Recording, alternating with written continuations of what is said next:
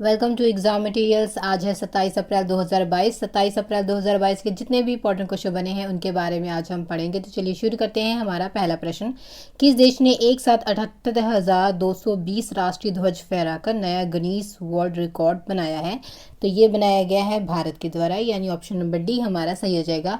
भारत में हाल ही में दलोर मैदान में बिहार के भोजपुर जिले में एक साथ 78,220 लोगों ने भारतीय राष्ट्रीय ध्वज फहराते हुए एक साथ सबसे अधिक लोगों के झंडे लहराते हुए एक नया गिनीज वर्ल्ड रिकॉर्ड बनाया है। भारत में लगभग 18 साल पहले पाकिस्तान द्वारा बनाए गए विश्व रिकॉर्ड को तोड़ दिया है, जो उन्होंने 56,000 पाकिस्तानियों के द्वारा लाहौर में एक कार्यक्रम में एक साथ अपना राष्ट्रीय ध्वज उनके द्वारा फहराया गया था।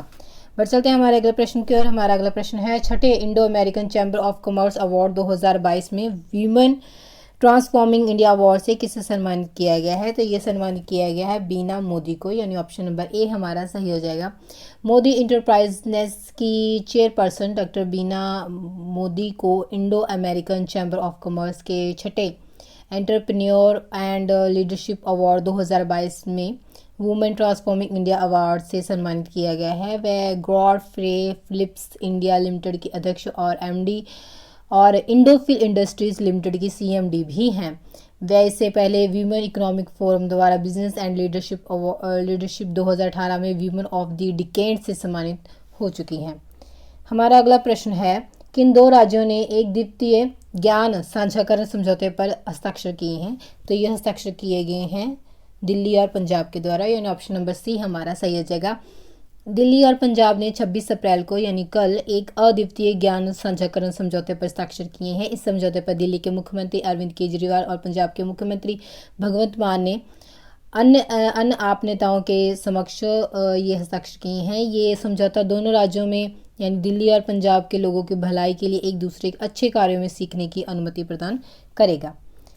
हमारा अगला प्रश्न है, सरकार ने आईआईएम निर्देशकों के लिए सेवानिवृत्ति की आयु 65 से बढ़ाकर कितने वर्ष की है?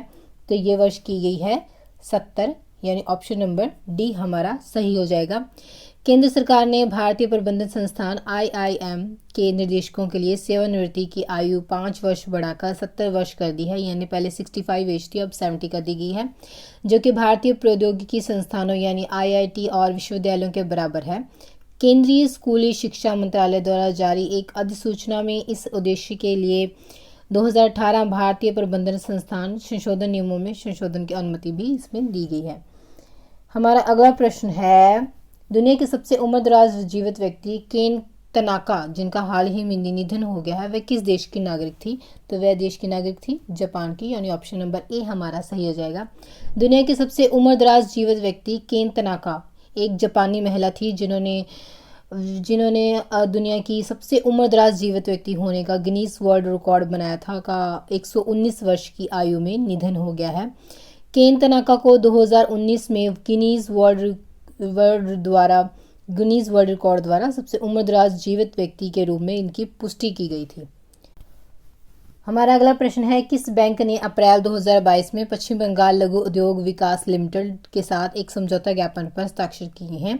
तो ये हस्ताक्षर किए गए हैं सिडबी बैंक के द्वारा, यानी ऑप्शन नंबर ए हमारा सही हो जाएगा।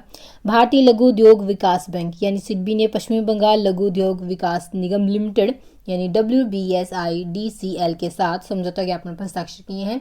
ये राज्य में कहाँ के राज्य में?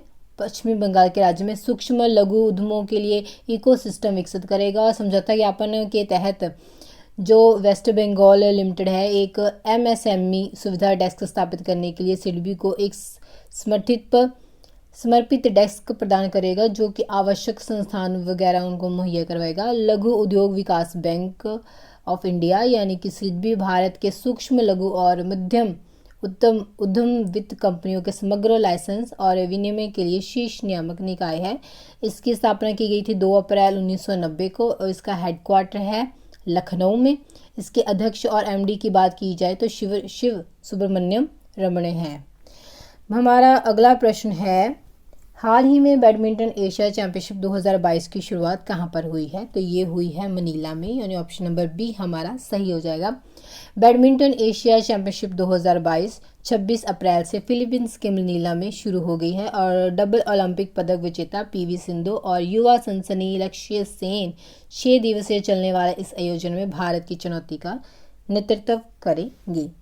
हमारा अगला प्रश्न है, किस राज्य सरकार ने अप्रैल 2022 में नागरिक उड्डयन मंत्रालय यानी MOCA के साथ एक समझौते पर हस्ताक्षर किए हैं?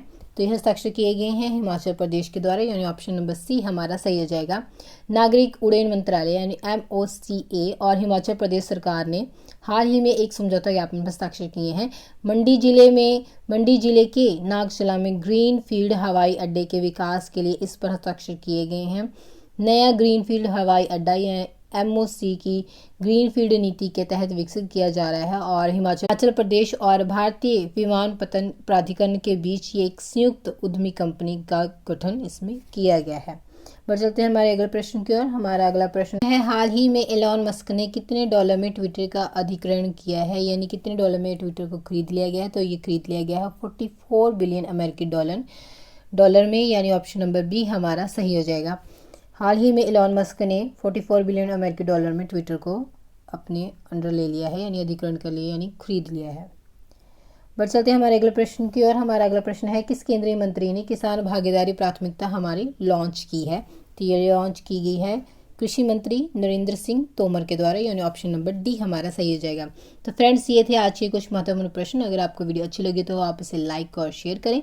अगर आप चैनल पर नए हैं तो इसे सब्सक्राइब करें। धन्यवाद।